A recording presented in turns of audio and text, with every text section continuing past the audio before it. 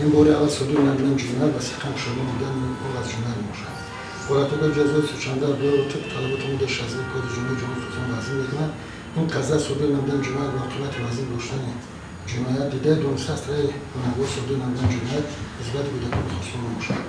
کلیگ سولیتی به طلبات مد ارتباطش کد سنگرفه جمعیت جمعه توسان تبدیل در روی شهر و مردم محکمه خبر داد و خلاصان که یک قسمی در روی شهر پس از وقتهای خون در مورد میکنه و جواب ده برگزیده شود قسم دیگرش ممکن شود. واسطه در بروز کشور با دسترسی مورد 332 335 336 339 340 42 344 346 کد سنگرفه جمعیت جمهوری ترکستان سود حکم کرد. ابواب پروینه از کرانه عمود 104 قسم در بندوی ا و ب کد جمهوری ترکستان گوناگون رانسته شود. و به همین مدت به او جزا به مهلت 18 سال با معروف سلطان عزازاری بالا کردن جزا در کانون اصلاحی نظام مشمولی تعیین کرده شود. مهلت ادای جزا نسبت ابواب پروینه از کرانه از 6 یولی 2015 سال به حساب گرفته شود. چاره پیشگیری نسبت ابواب پروینه چون بیشتر در رفت زنده داشتن باقی مانده شود.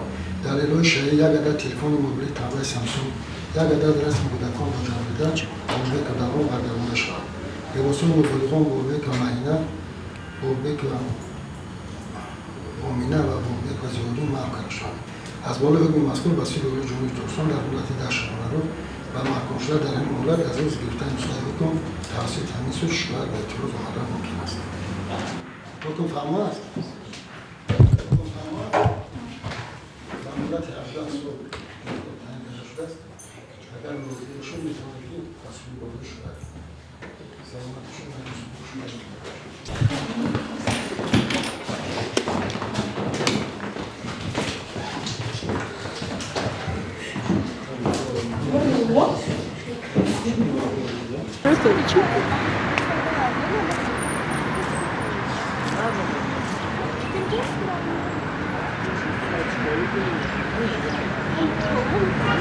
ما گفتن نمیتونم من خیلی عادت